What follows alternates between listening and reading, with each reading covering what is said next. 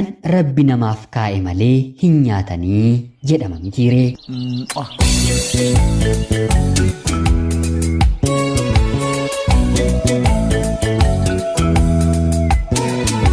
Maqaa maatiin kiyya naaf baasan isinitti machuu dadhabus maqaa jaalalleen koo naaf baase garuu hawwii jechuutiin na waama ture. Kanan dhaladhee guddadhe godina Baalee aanaa Agarfaa jedhamu keessatti. Barumsa koos kutaa 1-8 achumattiin baradhe. Kutaa 8ffaa ergan gahee booddee gara magaalaa Roobee deemeen obboleettii koo biratti barachuun eegale. Kutaa 6ffaatii hanga 8ffaa yeroon baradhu dargaggoonni hedduun gaaffii jaalalaa naaf dhiyeessanis ani garuu maatii kiyya baay'ee waan sodaadhuuf gaaffii isaaniitiif tole jedheen guyyaa tokkoyyuu deebii kenneen hin beeku. Tokko yeroo natti qabaman tokko immoo guyyaa tokko gudiisi goonnaan jedhanii natti aadatu ture. Haa ta'utii garuu otuma isaan natti aadanii obboleettii koo bira gara magaalaa Roobee deemeen jalaa baheen barachuun eegale. Obboleettiin kiyya yeroos barsiistuu mana barumsaadha. Ergan gara magaalaa Roobeetti jijjiirradhees dargaggeessi dhaloonni isaa ganda abbaa karaa ta'e tokko yeroo hedduu na hordofuu eegale. Anaa suuqiidhaa waa bituuf gadi bahu na argeera taanaan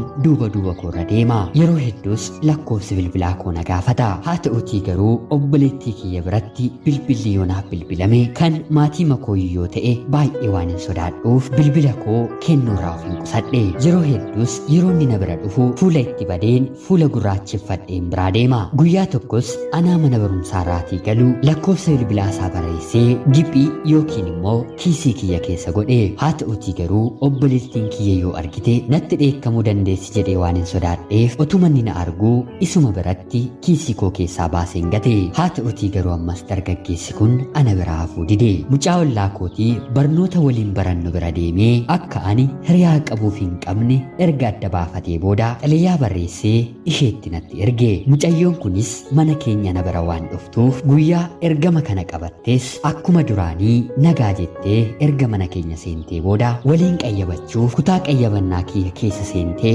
xalayaa kana natti laatte. Anis kanan dura barnoota koo dubbisu guyyaa har'aa immoo dabareen guyyaa xalayaa dubbisuu ta'e. Dhuma xalayaa kanaarrattis guyyaa har'aa dubbistee naaf hin bilbiltu taanaan ani ciiseen hirriba koo rafuu maaloo naaf bilbilii keessa koo naa hubadhu jedhee lakkoofsa bilbilaa isaarree irratti kan barreesse ture. Ergan xalayaa kana dubbiseetii yaadni isaa garaa kiyya keessa kiyya nyaate. Osuman sodaadhu hiriyaa kiyyan gaggeessa jedhee manaa baheen karaarra xiqqoo erguma deemnee booda dargaggeessa kanaaf hin bilbile. Achumaanis lakkii dhiifa manaaf godhii anisiin si jaallachuu hin danda'u jedheen deebiseefi. Haa ta'utii garuu dargaggeessi kun guyyaa bilbila koo argate kanarraatii kaasee sa'aatii naaf mijaa'u ilaaluun haasoo yeroo dheeraa waliin taphachuu eegalle. Garaan kiyyas guyyaatii gara guyyaatti itti dhiyaachuu fi isa yaaduun jalqabe. Haalli fi amalli isaas baay'ee natti tolee qalbii kiyya booji'e. Kanumaanis gaaffii jaalalaa isaa yeroo dheeraa otoon nuffii naaf dhiyeessaa tureef tole jedheen deebii kenneefi.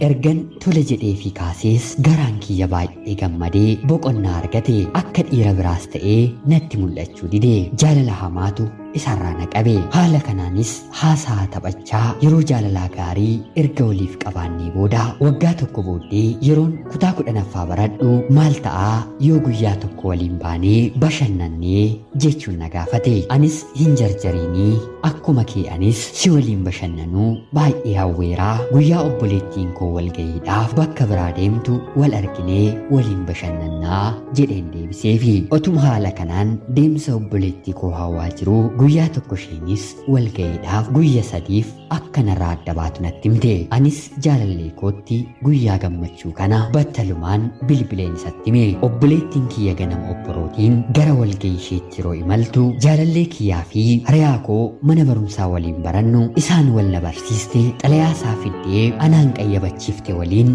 buna danfiseen manuma obboleettii kiyyatti waame. Isaanis dhufanii buna dhuganii waan nyaatamus erga nyaatanii booda jaalalleen koo kun tokkoon otoo hin argiin hiriyaa kootiin suuta jettee tooftaa uumtee akka manaatii gadi baatu godhe. Isheenis mana galeen meeshaa fidadhee dhufaa hammasitti immoo taphadhaa jettee lamaan keenya manatti nu dhiistee deemte. Kanaan booddees jaalalleen koo gara sireerratti na darbatee harkis harka dhiiraa waan ta'eef anis jalaa ba'uu waan hin dandeenyeef kabaja kiyyaa galmee jaalalaa keenya irratti ida'e. Gaa'ila keenya dura wanti kun raawwachuu isaa hugaddus haa ta'uutii garuu gammachuu guutuun isa waliin qaba. Guyyaa sanarraatti jalqabees jaalalli keenya akkuma duraa itti dabalaa guddachaa nuuf dhufe. Anis haaluma kanaan otoo hin jiruu barnoota koo xumureen waggaa 3 booddee carraa barsiisummaan argadhe. Haa ta'uutii garuu jaalalleen koo umriin isaallee ijoollee waan ta'eef ulaagaa fuudhaafis waan hin geenyeef maatiin isaa biyya alaa akka inni deemu gaafatanii. Abbaan isaa naannoo keenyatti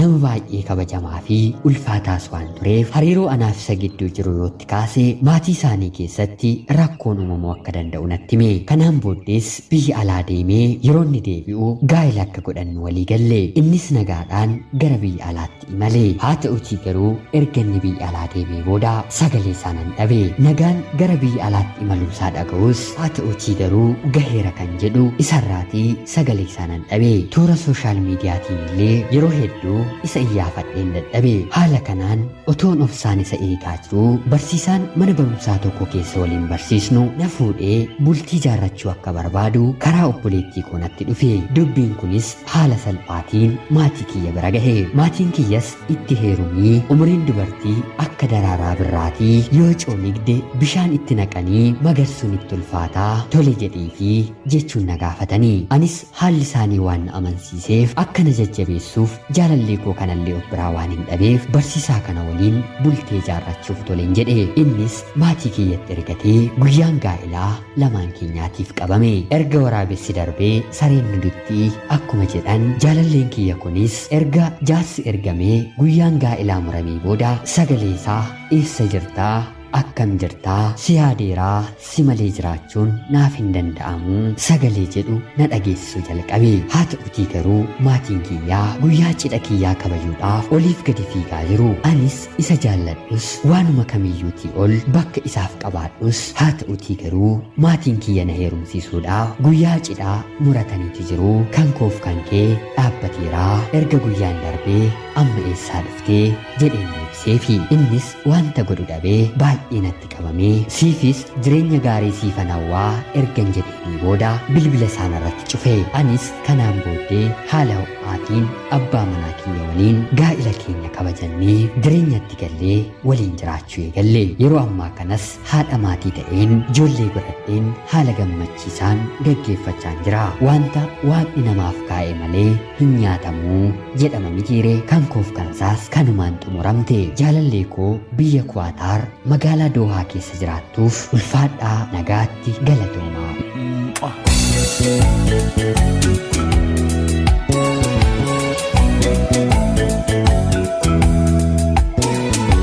Yoyyaa shamaa akkam jirtu kabajamtootaaf hordoftoota qophii Oromiyaa 24. Nagaaf jaalalli tokkummaan bakka jirtan hundaatti hunda keessaniif haa ta'u jechaa yaadhaa xalayaa obboleettiin keenya nuuf ergite isiniif dubbisee ta'a. Akka isin irraa barattaniif hubannoo cimaa argattan homaa shakkii tokko illee hin qabu. Obboleettii keenya ergaa kee kana nuuf ga'uu keetiif guddaa galatoomii siin jenna. Kabajamtootaaf hordoftoonni qophii Oromiyaa 24 Rabbi jireenya ishee gara fuulduraallee akka eebbisuu fi jireenya milkii jaalalaa gammachuuf tokkummaa akka godhuu fi akka kadhattanii fi kadhannaa keessanitti akka yaadattan kabajaan isiniin gaafadha.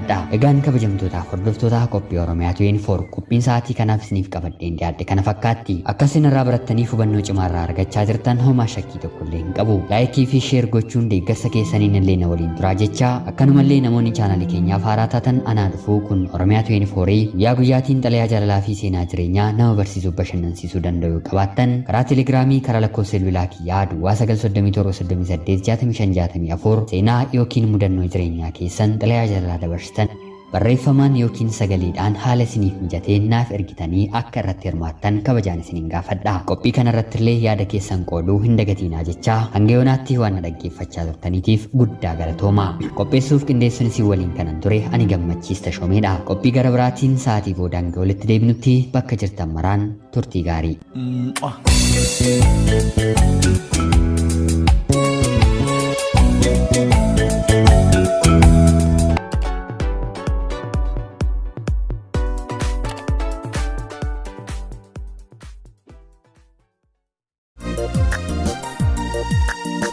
በፍቅር መንገድ ላይ ብቻዬን ጥለኸኝ በፍቅር መንገድ ላይ ብቻዬን ጥለኸኝ እሄዳለሁ ብለህ ምነው አሳሰብከኝ አንተ ተለይቼ ብቻዬን ለኔም ላይመች እሄዳለሁ ብለህ ምነው አሳሰብከኝ አንተ ተለይቼ ብቻዬን